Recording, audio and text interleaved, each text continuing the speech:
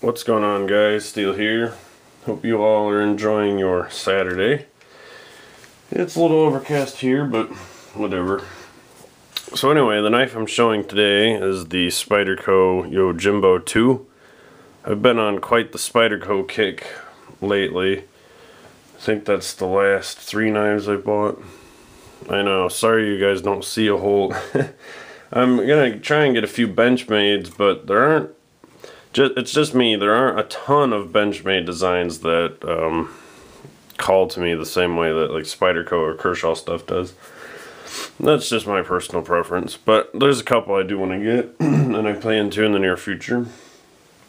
But this is the Yojimbo 2, and I'll do a review on this as well later on. I just thought I'd go over and talk about it a little. I've been carrying this now for probably over a week, and it's functioned excellently as an EDC.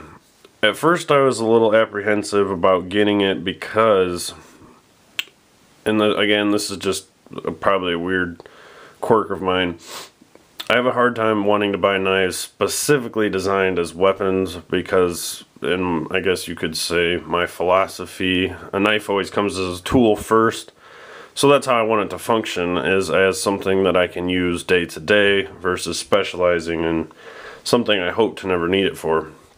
But then I read a post that Michael Janek talked about. He talked about behind the design, and Michael Janek, if you don't know, is a pretty renowned knife fighter.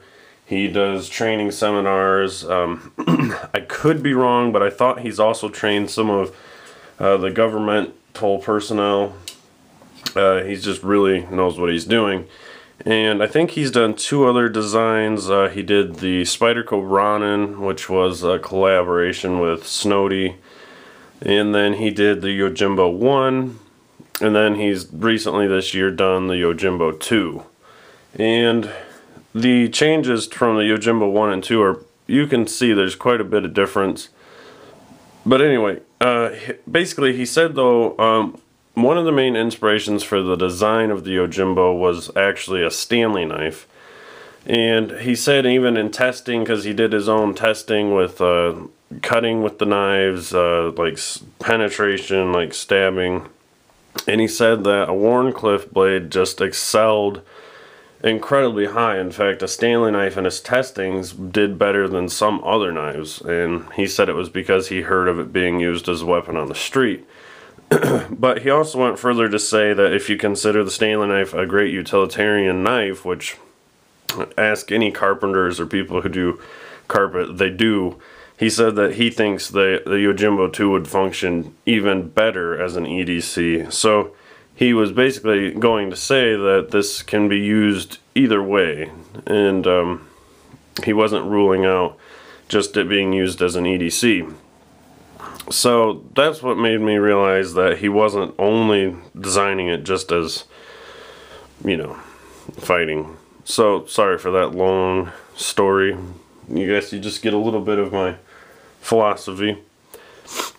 So when I first saw this though, I was chatting with Carter, Juju1313 a little bit, because I wasn't sure how my hands would do with the ergonomics, because I was a little apprehensive over like the ramping here, and it's got a wild shape, right? And it is different. It's one of the more, it's kind of like when I first got the Chalkway. It took a little bit of getting used to the ergonomics because they have a different feel.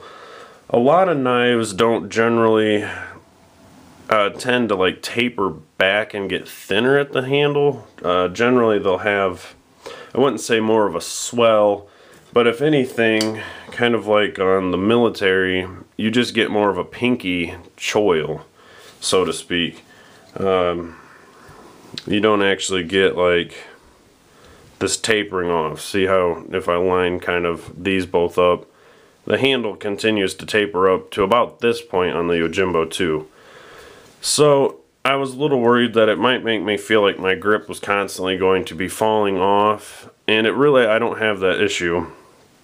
It has a very good secure issue when held in just, this would be kind of, I guess, a more back saber grip. This is Janek's preferred. This is like a saber grip. He put this there for your thumb. This gives a lot of comfort and it feels very fluent in the hand, so that's a plus. And it has kind of this oversized choil. It's intended for 2 fingers. I mean, I can't see how else you'd really grasp it. So no issues there either. I found it comfortable in every grip style. Hammer grip, still, that's when your pinky kind of locks in a little more. And that's good. I mean, it is comfortable, more than I thought it was going to be. So that's pretty much it. I'm just briefly talking over it. Mine came with perfect lockup too. It's super smooth, no blade play in any direction, so that's always a plus. It's a very good design, and I'll be excited to do the full review because there's a lot of just cool things about the knife. I'm a sucker for Wharncliffes as it is, so that's part of why I wanted it so badly. So thanks for watching, guys, and you'll see me in the next video.